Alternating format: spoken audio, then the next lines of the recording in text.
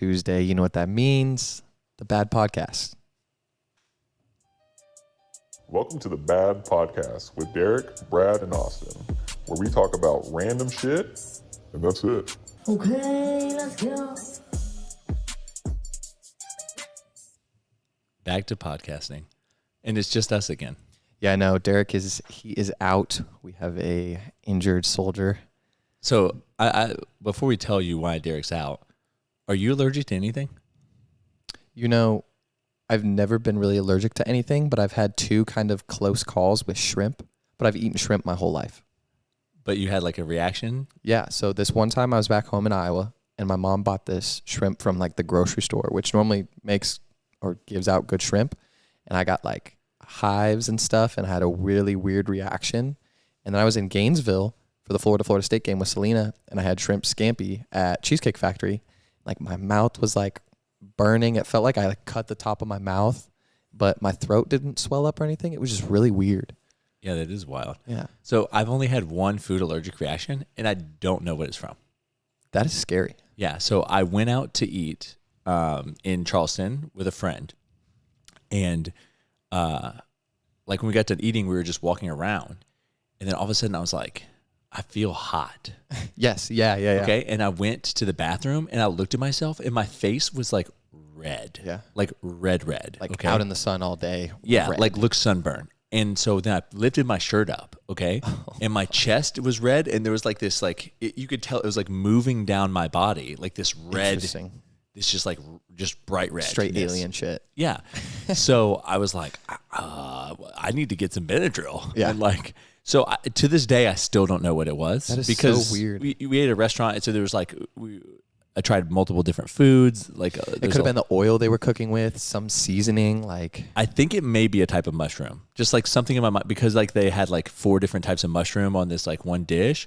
But yeah, I have no clue to this day what it was. So people are like, "Are you allergic to anything?" I'm like, "Yeah, but I don't know what it is." have you ever given someone an allergic reaction? No.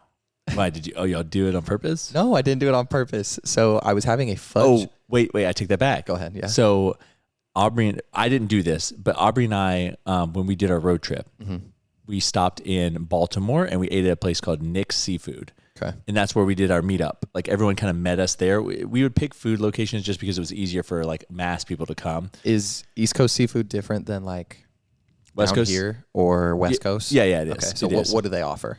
Well, up there it was a lot more like crab and lobster and stuff like that. And then they have like a more cold water fish. Like tuna is cold water fish. Yeah. So like down here we have like snapper and grouper, and then like on the West Coast it's more like halibut and salmon and things like that. So that's how it differs a little bit. I mean, the fish is all good, but it's just like what genre of fish I guess you're gonna get, like what type of fish. But so we're eating at this Nick's Seafood, and this girl's like, "Yeah, I'm allergic to." I don't remember, shellfish or something. You know what I mean? Like something you're like, we're at a seafood restaurant. Yeah, like you probably shouldn't order anything.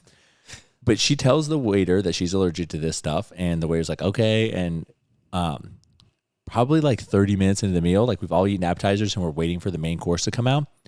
She looks at us and she's like, hey, I'm going to run to Walgreens real quick. And we're like, what? Are you okay? She's like, yeah, I'm having an allergic reaction. She's like, my throat is like really itchy. And I was like, well, let's ask the waiter, because like they may have stuff on hand for that kind of thing. So we ask him, and like he's like, no, we don't have anything. Oh my God. So she's like, so she just leaves. But he felt so bad. He like comped her whole meal, like comped our appetizers, all this stuff. Well, I mean, he's like swearing up and down, like we don't cross contaminate, because I mean it's a normal thing, you know. So, but anyways, this chick had an allergic reaction, and I remember feeling so bad for her. But she came back, like she went to wherever, came back and sat down, and we all joked and laughed. But we had a pretty big turnout there. There was like 18 people there. Dang. So it's like... So it was a big group of y'all. Yeah, pretty big group. It wasn't our biggest. Kansas City was our biggest. We had 40-something people show up in Kansas City, which was wild. So, but that was near the end. I think people kind of figured out what we were doing, you know? And a lot of the stuff in the beginning, we'd literally be like, it would be Monday, and we'd be like, tonight we're going to be here. And people would be like, what? I can't make that work, you know? But... Yeah, so we were sitting in our dorm, and we were about to go play like basketball or something. This was in the off season away from football, which we weren't allowed to play basketball, but we did anyway. And I was having a fudge brownie protein bar before, and my friend, who's deathly allergic to peanuts, was like, hey, can I get a bite? And I was like, yeah, of course. Fudge brownie. Give him a bite. Next thing you know, he like disappears for 30 minutes. He comes out of the bathroom. He's like, guys, I need to go to the hospital. And his face was like swollen shut and he was throwing up the whole time. And like, I have pictures of it. It's hilarious. I'll put it on the screen for reels or something like that for a highlight. But like, eyes shut, mouth ever swollen. And so was there peanuts in the? Yeah, there were cashews. Oh, okay. In a fudge brownie protein bar. Sorry, Matt. But well, yeah, I mean, a lot of people use nuts as binders, or like it's what's in our cookie butters to get like texture and more protein and things like that. Yeah, that's really funny. He didn't have his EpiPen either. And when he got to the hospital, the doctor was like, if you have one more attack like this, you're going to die. And he was like, oh, okay. So get an EpiPen. It was scary, yeah. I had a friend that was allergic to peanuts in high school, and he always had an EpiPen with him. And then there was a girl that I worked with at BASF, and she actually had her own office. She was higher up than me, but her office had like peanut free zone. Like, don't even bring peanuts into her office. Just because the smell would probably just trigger. I bet if they walked by like a Five Guys, they would just die. Or a Texas Roadhouse, you know, all the peanuts on the ground. You want to go eat at Texas Roadhouse? Back entrance. Yeah, never. Okay, so Derek essentially is allergic to a certain type of toothpaste. I think it's an ingredient in the toothpaste. Yeah. And because of that, it kind of like gives him like blisters and sores in his mouth, particularly under his tongue. So he's out. He just says it hurts to talk, so he'd just rather not talk. So he was like, I mean, I bet it would, because if your tongue is smacking the bottom of your mouth with the blisters on there. And it's on the side. He showed me it's on the sides too. So like every time your tongue moves, it's just hitting it. They kind of looked like, have you ever had like a canker sore type thing? You know, and those are. Yeah, it hurt. Imagine just really having a ton of those in your mouth. So, and I showed it to my sister, who is a dermatologist, and she essentially was like, "Yeah, if he comes in and sees us, we can do something, but essentially, it's gonna just take time." Yeah. So, which is like the worst thing. Your mouths, mouths. That's why they heal so fast, though. Usually, is because just like you need it to. Yeah. You know, like if you ever bite your tongue, like. The next day. Like, it's done. And then you cut your finger, and like 3 days later, you bust it open and it starts bleeding again. It's like, yeah, like the wart that your sister cut off, it's still kind of like, it's still healing. Yeah. And that was a month and a half ago. Yeah. So it's crazy. But if it'd been your mouth, it'd be gone. Exactly. So mouth warts. We need to figure out. Those exist. I know. So, but yeah, so essentially, he just is out for today. So, we really didn't have a topic today, and I had asked Austin, like, do you want to just like interview me? And he's like, well, I don't know about an interview. But then someone brought up a good idea of just like talking about like how to start a business. Just because I feel like there are a lot of people that, which this isn't necessarily going to be like, financial, like the correct way maybe to do it financially, you need to meet with an accountant to find out for your particular situation, whether you need to be an LLC or an S Corp or whatever. But just in general, like setting up a business, like how to go about it. I figure we could talk through that. Yeah, because since you've done it, I've done it. Yeah, and I'm like, I guess in the beginning stages of doing it, like I quote air quotations, I hired my first employee, I guess, as you can say. Yeah, and we talked last time about my ideas for your business. Like, I guess knowing that, like, essentially I told Austin, like, do some free promo videos in different genres, like real estate, food, sports, fitness. We already have a lot of that stuff covered for you. But that way you can kind of have like a portfolio to offer people your services. Yeah, because I feel like that's the hardest thing with a media company or media in general is when you want to attract new clients and they want a certain video. If you don't have a certain video or style to show them, they have no idea. Like, it wouldn't be professional if someone approached me, like the lady with the real estate, if I was like, hey, go look at this YouTube channel. It's like, yeah. So, but another thing is too, it just depends on who you're dealing with. Like people like Aubrey need to see a video because she needs to like see it. Whereas I'm better with like, you can talk something out with me and I can picture it in my mind, but Aubrey needs it like to see it. She that's how she visualizes it, is actually seeing it done. So I guess with starting a business, I mean, the first thing you need to do is take care of like the whole LLC situation, bank accounts, like doing all that stuff. You can get away with not doing those things. However, it just gets way messier in tax time if you haven't separated your personal life and your business life. So I always recommend like setting up your LLC, setting up a bank account for that. And then, that way all the money in and out of there can kind of stay there. And you can do that on your own. You don't need help, I guess, with that. Like you can go on to. Like No, I do all ours on Inkfile. Yeah, Inkfile or Sunbiz. Hop on LLC. It's what, $200 Yeah, I think the Inkfile, they'll do it like for $350. They do everything for you, and that includes like a registered agent for a year, which your most EIN, which you need to open your bank account. But the registered agent thing, you don't have to keep the registered agent. Essentially, a registered agent is just saying like, this person is who you can send all the mail and communications to, and to make sure that like I'm doing what I'm supposed to be doing. But they give that to you free for a year, and the other one, and I just always change it back to me after that year. So that is step one is, getting all of that like pre-stuff done. And the next stuff, I really think it just depends on your business. And I guess I'll just use Fat and Weird as an example. A lot of people are like, why didn't you start with like custom boxes or custom bags or any of that stuff? For me, if you have a good product, just go ahead and get that product out there, even if it's in unbranded stuff. Like the cheapest way to do it is obviously buy boxes, then put stamps or stickers on them. Correct. Things like that instead of doing custom packaging. It's the most cost effective that way too. Right. And then once you've established your business, then start perfecting your boxes, your bags, the inserts, like all that stuff. If you spend so much money up front and you don't even know if your idea is going to take off, then it can be a lost cause. Like, what if I had ordered 20,000 boxes? Or what if I had ordered 20,000 boxes and I realized like I need a different size box, and now I have 20,000 boxes that don't make sense for what I need. So that's why I always tell people, get away with as minimal like custom things as you can get away with up front. And then as you start to get, better. As those needs becoming more like demanding. And your revenue's coming in, Yes. then you can get those things. And I mean, I guess that's really like the gist of it is like a lot of people think that you have to have this like completely polished thing before you start going. And I would argue like our Fat and Weird cookies from 3.5 years ago were not pretty to look at, but it got us going. Yeah. And once people realize that, hey, there's your good cookies and they're getting better every week and things like that, then, Did you know that Selena had your guys' like first rounds of cookies? Like the very, very first round? Yep. Like she was one of the first 200 people that ordered? Yeah, I'm pretty sure. It was a variety pack? She had the old Pudge. She has it on her like story archives, and the Reese's are on top. Yeah. And stuff like that. Yeah. I wonder if she's one of the first ones. Yeah. I can go look at the very, very first people that ordered. Aubrey and I joked, like we have their email address and everything, with like sending all 200 people that ordered our first cookies ever, like a gift card, and just saying, hey, thanks for supporting, like being our start. For like a yearly thing, or...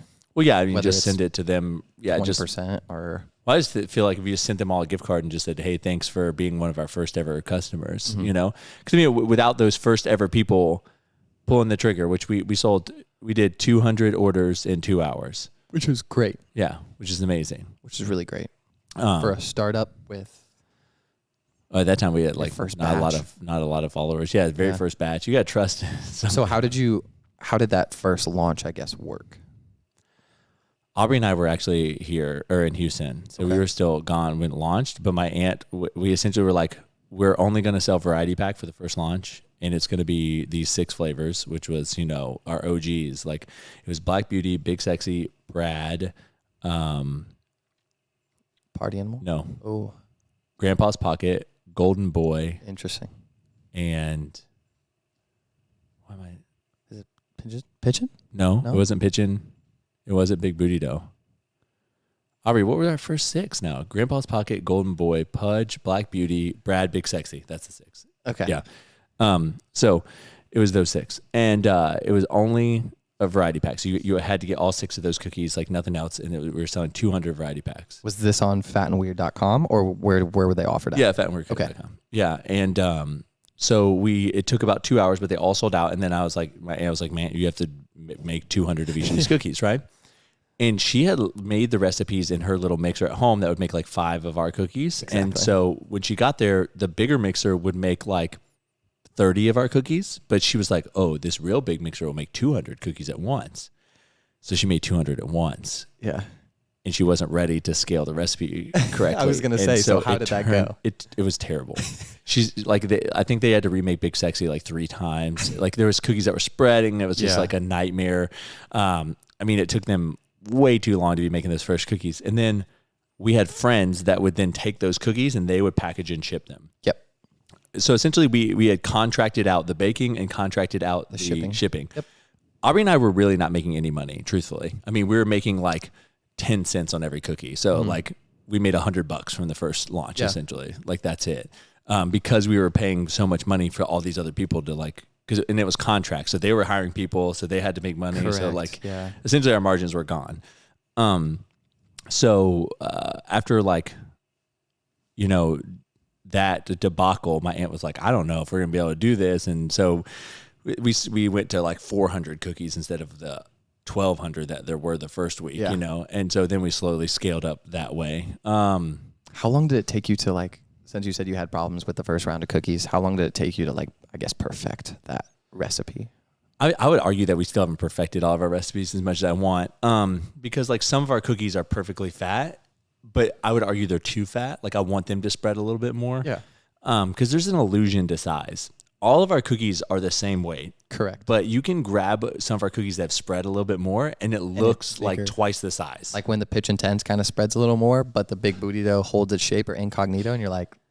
Yeah. Especially incognito and the B.A.D. Yes. Because they're oatmeal based, they don't spread at all. And it'll look like they just look like small little balls, and then the other ones look like these big cookies, and they're the same exact weight. So I would argue that I still would like them to spread a little bit to kind of give you that like domed shape instead of like the straight up like a snowball. Yeah. Yeah. So yeah, I think that's with any business though. You should always want to be perfecting it and getting it better. And you should almost be embarrassed of your initial products, because if you aren't embarrassed of your thing 3 years ago, then A, you either waited way too long to launch your business, or B, you're not improving. Yes. And if you're not improving, then there's something wrong. Yeah. Because you should be getting better all the time. Yeah, 100% agree with that. You know, like, I think this year I look back at like one of the first videos I did for y'all, and I was like, what the heck was this? Like, terrible. Yeah. And I bet you I could show you some videos I spent hours on, and you would laugh at them. And now I could do it in like 10 minutes. But back then, like I didn't understand cuts and transitions and masking and I don't know, things were harder too. It was way harder to edit 3-4 years ago. So many people are now into that realm of like creating content that I think they've given a lot more. Like you talking about how easy CapCut is, like that did not exist. Yeah. You know, it's crazy and it's free. Yeah. It's just, it's wild. But yeah, so that's kind of like my, like how Fat and Weird started. And then, you know, we ordered these like clear bags from clearbags.com. And then eventually I got like branded bags, and then I got nicer branded bags. And I remember, you know, at first we got, just regular boxes. Then we got white boxes that we stamped, and then we got custom boxes. So it's just like that. You say like a progression of like getting better. Yeah, over time. And that growth, like you said, probably looking back on that, you're like, wow, I can't believe we did that. Yeah, it is pretty wild. And people probably loved the stamp box too. Oh, yeah. Yeah, they still like At the end of the day, like they probably liked it more, to be honest with you, because they know the time and effort that went into creating a stamp box. I mean, I used to sit there and I'd stamp that, then stamp a box, stamp that, stamp a box. And I would just stand there for hours stamping boxes. Aubrey and I would take turns stamping boxes. And luckily, like when we used to have to label all the bags, my mom, when her employees were bored at work, instead of like sending them home, she just had them label bags. Wow. And there's this one girl, Justina, that would label she'd label 500 bags a week, you know, 1,000 bags a week, just in there labeling them. Aubrey and I would sit at home. We'd pop up a table in the middle of the living room, in my parents' living room, and we'd label bags. Label bags, yeah, that's crazy. For hours. I would watch football and label bags, because it's just like, it's a mindless task, but it had to be done. Yeah. I bet there's a lot of people out there who don't know like that kind of stuff on like the behind the scenes on what went into everything. Yeah. And truthfully is like you weren't around, and I was busy doing the things that no one filmed it. So I guess it's sad that you'll never really see that, but I remember doing it. But y'all lived it. So so you know, and you can share that experience and stuff. Yeah. I mean, I remember Aubrey and I were on like a vacation, sleeping at a beach house. And then my aunt called me at 4 a.m. and said the cookies are ready. And I got up, drove to like into town, like picked up the cookies and took them to tech. And then you start packing orders at like 7, 8 a.m. because we used to ship on Saturdays, and you had to have everything done by noon. Yep. For them to pick it up. And you shipped post office back then, right? Yep. Everything was post office. Yeah. So, I remember the first time we shipped out like a pallet, 2 pallets, like it was wild. When it like it used to be just like a little postal truck would come. We just load all these boxes in the back. And then all of a sudden, like one day I was like, hey, I need something bigger than this. And they're like, oh man, they sent over like a bigger truck, that we could put them on. And then then Napoleon started coming and picking up the pallets. So yeah, it's crazy how it's grown. But it's been fun. But yeah, I guess the part of business is a lot of people get in over their heads because they feel like either A, they need to have everything like, you need to have all your branding and everything is custom, or they just wait too long to launch something until it's like so perfect that there is no improvement after 2-3 years. And then I'd argue that you just waited too long to launch it. And at the end of the day, I guess there's nothing wrong with waiting too long to launch it, except that you lost out on that time. Yeah, that's what I was going to say is I feel like a lot of people are scared and timid to start something because it's not perfect, and it doesn't have to be perfect. Yeah, the other mistake I see people doing is starting something because they see someone else is doing it and doing it well. Yeah. I mean, how many times have you probably seen a business and you're like, I think I could do that, and you start it? Well, if you're really just copying someone, you'll never be as good as them, in my opinion. Because I mean, no one can be as good at being you as you. Correct. Like even if someone like studied you and replicated you, like they're still not going to be you. So if you want to copy someone, you'll never be as good as them. Even if you're like, my product's better or whatever, but you'll never be as good as them at being them.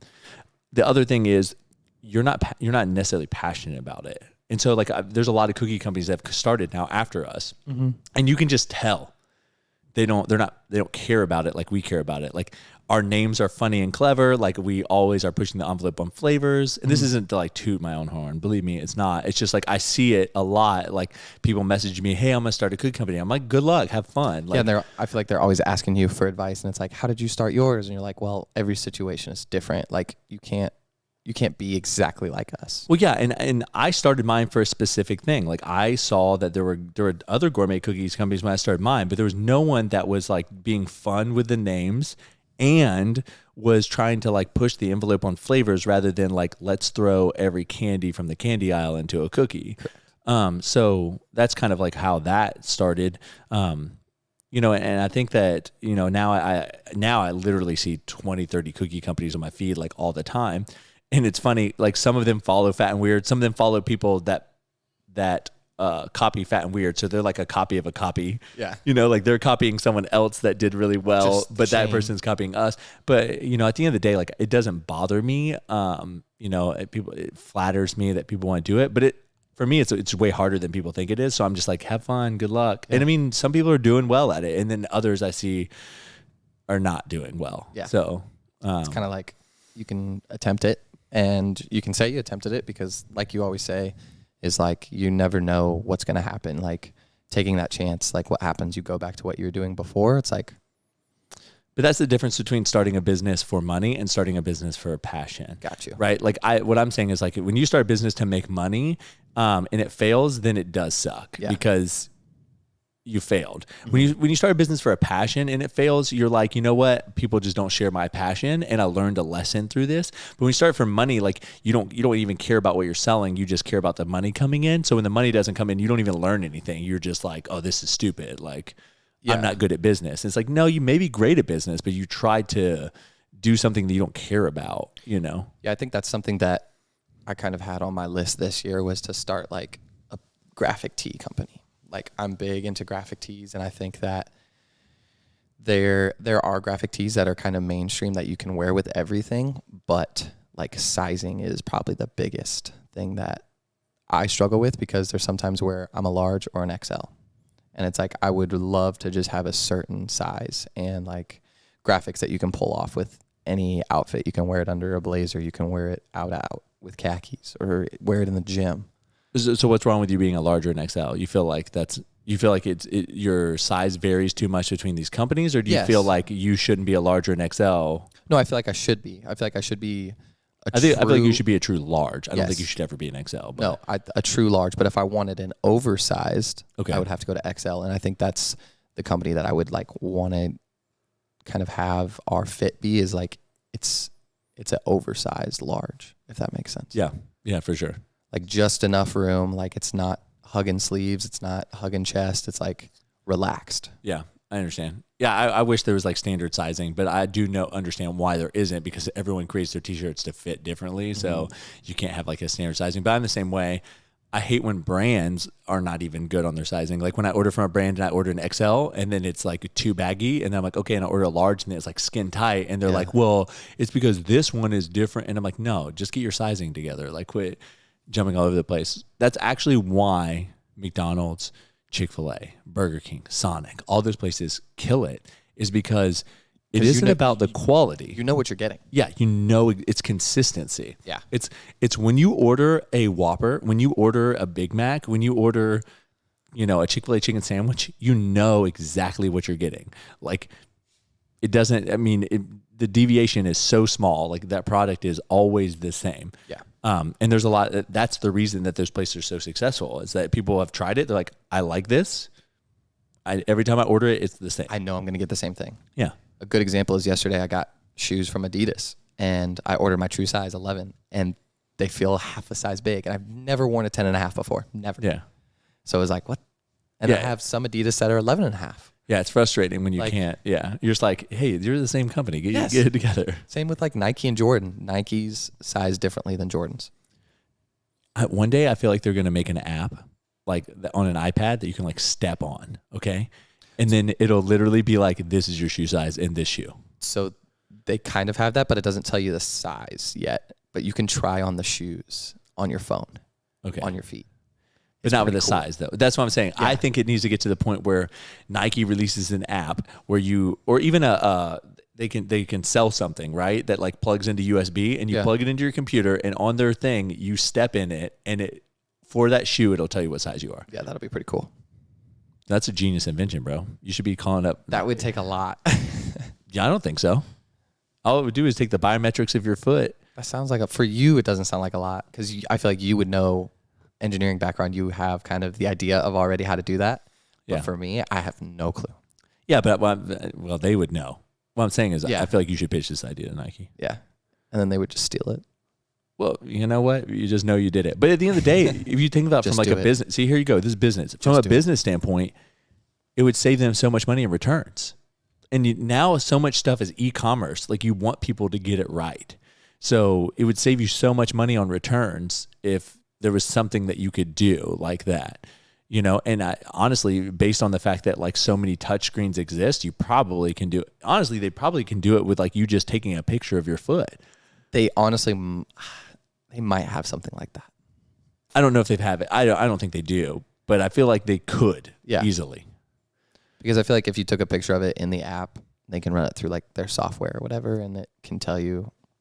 Yeah. I don't know. We'll look after. There may be like, it may be as easy as like having someone print out this piece of paper and then take your picture of your foot on this piece of paper, and it has special grid marks that like let you know. So it may not even need to have like something that you plug into your computer. Maybe just be able to like take this photo with your, this is an idea. We're going to pitch it to Nike. I feel like Phil Knight, right? Yeah. Call him up. I got a $1 million idea, $1 billion idea. Have you been to that campus over there, the Nike campus?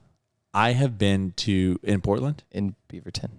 No, I went to one in Portland, which is near. Yeah. And it was nice. It was like 5 stories tall, like really nice Nike. And then I went to the one in New York City. New York City's. That had like they have at least 3 or 4 stores. And then the newest one is like the House of Innovation. You can go make your own shoes there. I went to one where it had a clear elevator where they would send the shoes up. It was really cool. Like sick. when you wanted your size, you showed them the shoes or something. Yeah. Yeah, and they would send it up in this like clear elevator. It was really cool. Like a tube at the bank. Yeah, it was like that. Yeah, it really was. It was pretty cool. So, yeah, I mean, I don't know. I feel like that would save them so much money in returns that it would be worth it. Mm-hmm. So, that's another thing you have to navigate with the e-commerce business is shipping. So at first, our shipping prices were just whatever USPS charged us. And then we negotiated rates with FedEx eventually. And we had really great rates, like $6.50. And then like literally 2 months into that, FedEx raised their rates.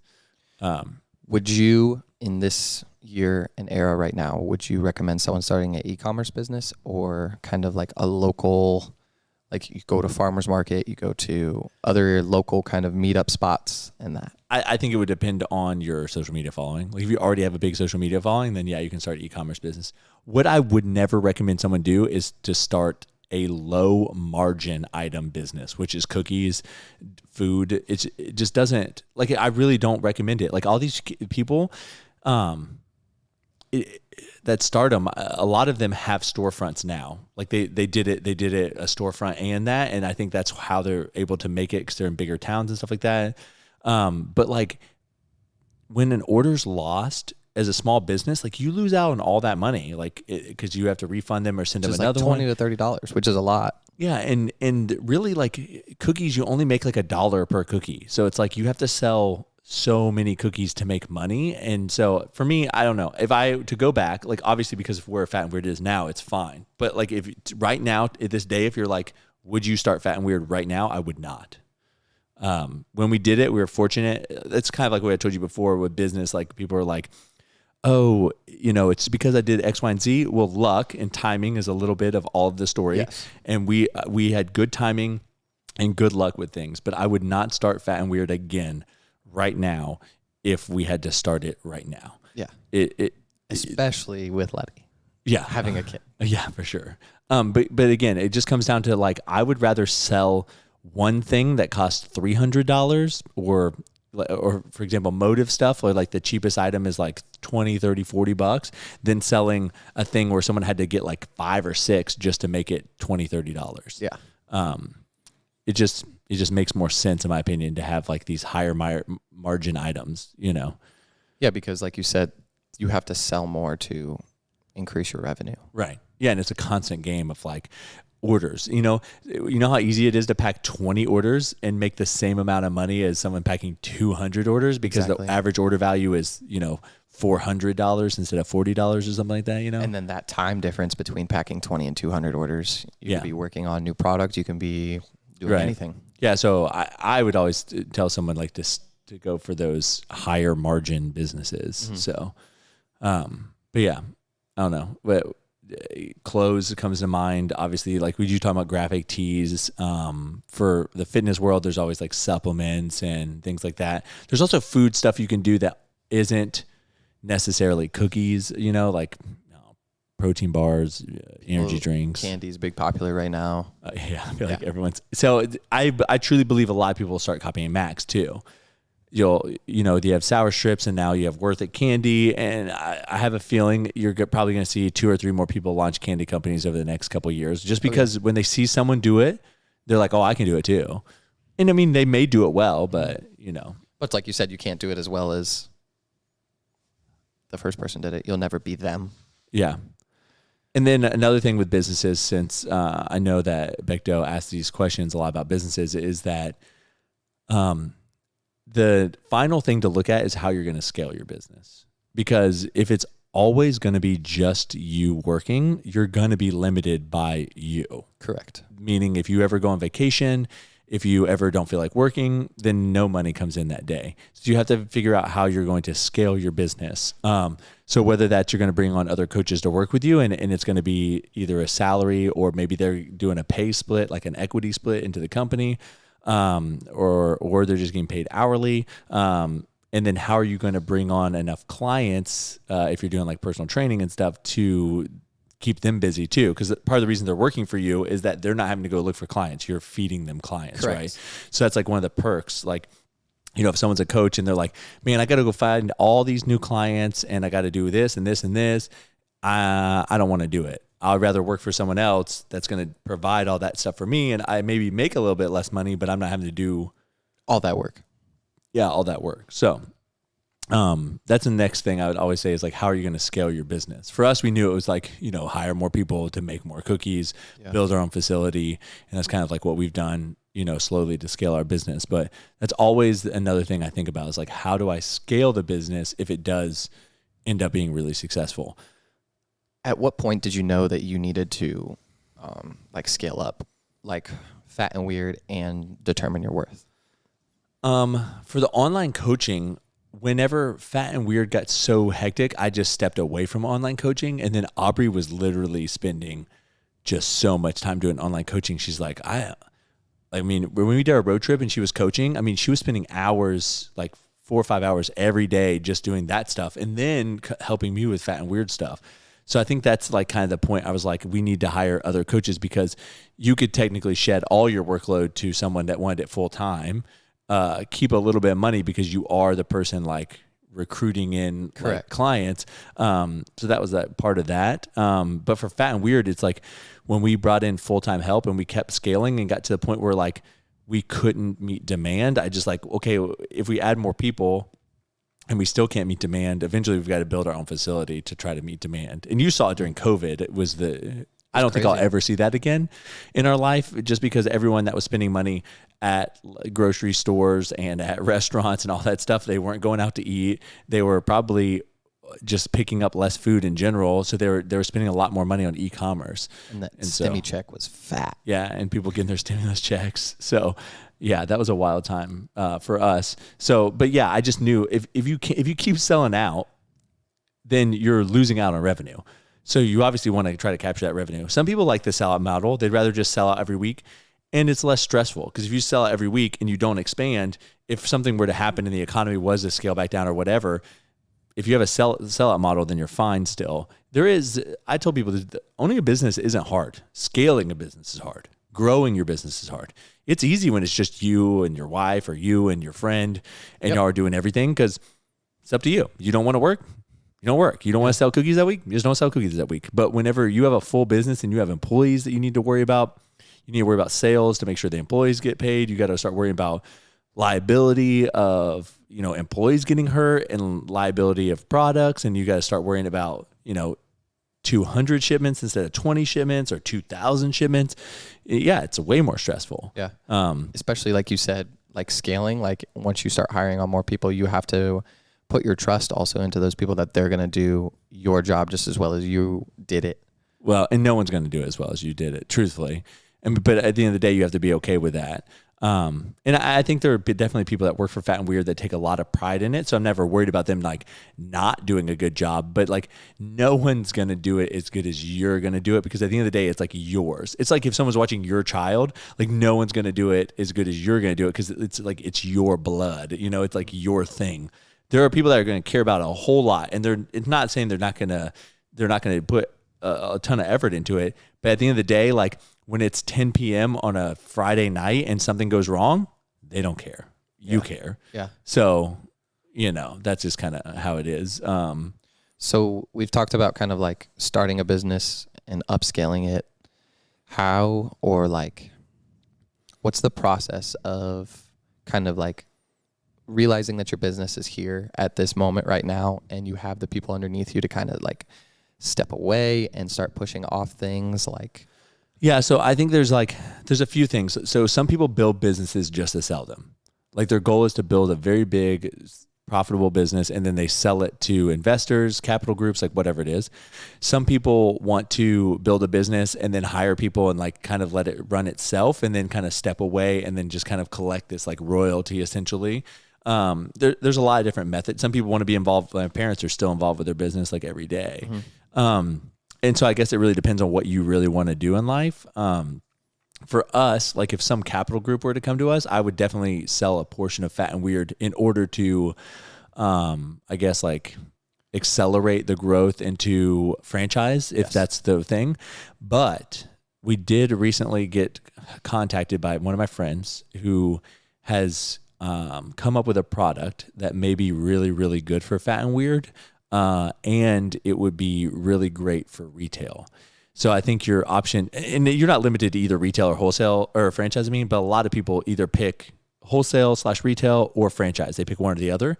However, I would be fine doing both routes, obviously, because if you build up your retail, then you build up your notoriety in a Target or a Walmart, right? At the same time, you're building up your franchise, which means when people see your product in a Walmart or a Target, that recognition comes about like, oh, we just got a new Fat and Weird cookie down the street.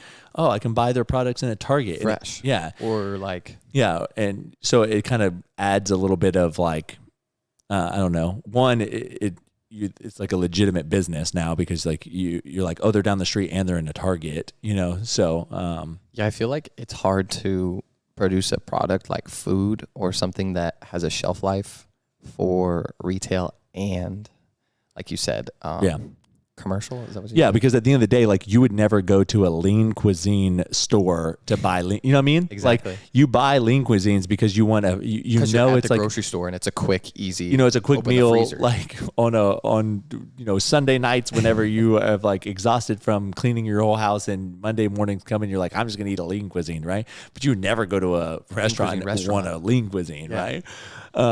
So yeah, it is a difficult thing because, usually when you think about prepackaged or pre-made foods in a store, you generally think of a lower quality item or a mass-produced item. Like I'm sure if Oreo had or Lunchables. Think if they had Lunchables had like that would be pointless. Yeah, but I'm saying like Chips Ahoy, like to compare back to cookies. If Chips Ahoy had a bakery, you wouldn't go to Chips Ahoy because at the end of the day, Chips Ahoy cookies aren't great cookies as far as like when you want a cookie, an actual cookie. Yeah. They're a great cookie snack, but I've never be like, I want to go to the Oreo or Chips Ahoy storefront today. Like, I don't even know what a hot and fresh Oreo even tastes like. Unless they offered like, I guess, things that weren't cookies that were in Oreo form. Like if they did deep fried Oreos or like Oreo shakes. Like novelty Oreo things. Yeah. That would be cool. Yeah. There's a franchise idea. Yeah. Hey, Nabisco, we have an idea for you. Exactly. Buy Fat and Weird, and then franchise it and start having Oreo and all this stuff. Yeah. But no, you get the gist of it. The only thing they probably that come to mind is like Ben and Jerry's. Like you go to an ice cream shop for Ben and Jerry's and you would buy the pint of ice cream in the store. I've never been to an actual Ben and Jerry's. Aubrey and I went to the Ben and Jerry's in Vermont. Vermont? Yeah. We went to their factory where they make ice cream. That's cool. It was so good. Was it big? It was it was pretty big. It was way better though than ice cream. Yeah. And I don't know if you know it, it's because it gets frozen like 3 times. Mm-hmm. So like they obviously make it there and then freeze it. And then it then gets moved to a freezer truck. So it's like temperature change. Then it gets moved to the store, temperature change.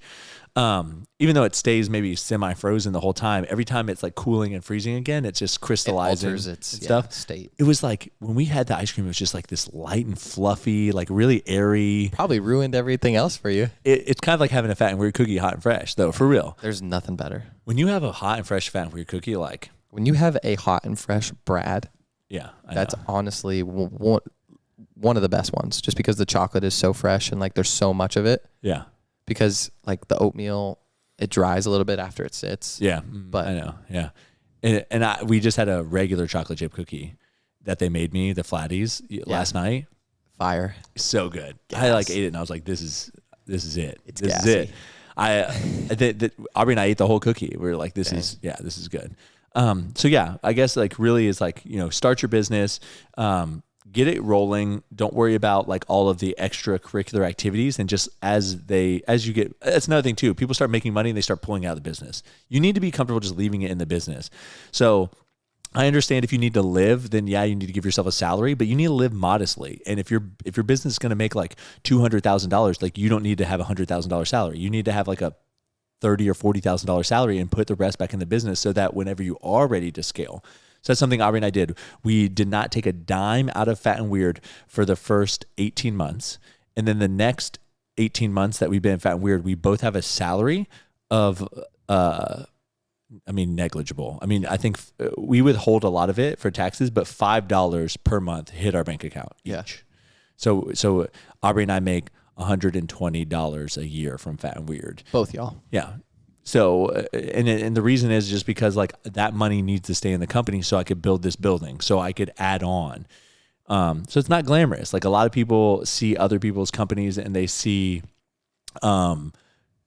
the Mercedes, they see the Lexus, they see the BMWs, they see the Lamborghinis, they see the Audis, they see the new houses, they see the new clothes, they see all that stuff. And you know what? I personally feel like if that's what that person wants to spend their money on, or maybe they are leaving a lot of money in their business and their business is just doing that well, then good on them. However, I've always been the one that I would rather leave everything in the business and keep reinvesting in my business and, hoping my business does better and better and better. Yeah, I feel like for me with the media company, like I guess reinvesting into my business is like buying new gear, buying like Rode microphones that are wireless and things like that. Because at the end of the day, you're going to get into situations where you're going to need someone to have a wireless microphone. Exactly. And a good example with that is like when we go and we're going to film at the clinic and they want to do like back cracks. It's like I can't have a tether mic. I mean, you can, but it doesn't look as clean. Right. And then you want to put one down. You want to put one down like right where the spine is, so it's biggest, loudest crack. Yeah. Yeah. And another thing too is just like when you have people that are constantly turning away from you, but they're still talking, like you want to be able to catch that audio, right? And if it's a shotgun mic on the camera itself, every time they turn away from you, you're losing all of that audio. Or you're doing like a tour through a house and someone's talking. They can't look at the camera the whole time. They're going to have to move or like open cabinets and show you things, and you need that constant audio. So that's just like, example of that. Or, hey man, I'm going to start shooting real estate, so I need a wide angle lens. I'm going to need a 10-18 or something like that, right? Super wide. So, you have to get that, or I need to get more key lights, or I need to get a really nice aperture light because I need to light a situation. So. Or I need to buy another camera if my employee needs one true. for if you need her part. Camera. So I always prefer to keep the money in the business. At the end of the year, if you decide, hey, I want to pull this money out, you can pay yourself dividends and you can withdraw the money, and you don't necessarily have to, have paid yourself that in a salary form. But in me, it's just like I would much rather leave the money in the business. So when I want to build something for the business, the money's there, rather than me being like, okay, I need to go put $100,000 back into Fat and Weird because I took too much money out, so. Yeah, very true. But, I guess, that's been 50 minutes. So we're talking about, I hope it was educational. I feel like it was. Yeah. I think I definitely had questions about some things, and like me just being at that basic level, it was nice to have this conversation. Yeah. Even though our businesses aren't necessarily the same, it's still kind of that concept of growth. And I think if I were to start a business right now, I would be like, what am I passionate about? So step one, like what do I really enjoy? Something that I can do like every day, and I'm going to enjoy doing it. And don't get me wrong, there's going to be aspects of running a business that you're not going to love. And I would jokingly say outsource those as soon as you can afford to do that, because like every business is going to have accounting. Every business is going to have like purchasing, all this stuff. Like, so if you don't like that, then outsource it eventually, but you're going to have to do everything at first. But so find a topic that you're passionate about, research what other people are doing in that field. Just because like, I feel like it's never smart to blindly introduce that, like go into a field. So then create your business and your product, and then continually improve on your product, continually improve on your branding, and then expand as needed, and then decide what your end goal is, whether it's wholesale, retail, franchise, or, for you, even with a media company, you can technically, start an agency and then branch out and become a global agency, right? Yeah. Like you could technically be like, I work for, Ronick Media and I live in California. And the reason you would have to contract certain businesses that are out there, right. But you would have to figure out what value you provide to them, right? Because it's like a real estate agency. Like a lot of times, like I would never join a real estate agency that wasn't local to me unless they were providing some kind of value to me. So like maybe for you, if you had like such a huge following that like people contacted you all over the US to do weddings, then you would be like, oh, yep, I need somebody in. Here's my guy in California that does weddings. Here's my guy. And so really it would be about you. The media company itself had built up such a name of like only having the best of the best underneath. That's how you would do that. But anyways, then that's the last step, is how do you expand and grow? Like what's your final vision and goal for everything? So we do have the best of the best under Ronick Media. We got me and Selena. Yeah. And you've been mentored by the best in the game. No, but I hope that was a helpful conversation. Like I said, I just really wanted to talk through the mindset of it, because it is scary. At the end of the day, it's going to be scary, because if it was easy, everyone would do it jokingly. And also, truthfully, people that have like a good life right now, it's the hardest for them to start a company. Yeah. Because the opposite of great is good. And I say that because it's just like, once you're good enough, once you're happy enough, once you're complacent enough, you don't strive for greatness. You're comfortable. Mm-hmm. So when you're comfortable, I always joked, I said it's easier for a homeless person to become a millionaire than someone that makes like six figures to become a millionaire, because the homeless person's hungry and they know what the bottom's like. And they're not scared. They're not scared because they're already there. But the person that's making $100,000 a year, it's scary to quit your job and bet on yourself, because right now you're making $100,000 a year. Like it's hard. Like it's hard to leave that life, because you're like, what if I could end up worse? Mm-hmm. But when you're at the bottom, you can't really end up worse. But all right, I got to look up some would you rather. So you got to keep them entertained. Yeah. So I would say comfortability, comfortability. I don't know. I'm bad. Complacency. I'm bad with words. It's really bad. But like that's a scary thing because like you can either stay in that zone and live the life you're living, or you can take that risk and risk it all and put it on black. Yeah. Take my advice. I did. I put it all and I won. Okay. I want a good thinking one. I don't want none of them gross ones like Derek does. Okay. R.I.P. Would you rather never be stuck in traffic again or never get a cold? Never get a cold. I don't care about traffic. I know you hate traffic. Yeah, I would never get stuck in traffic again for sure.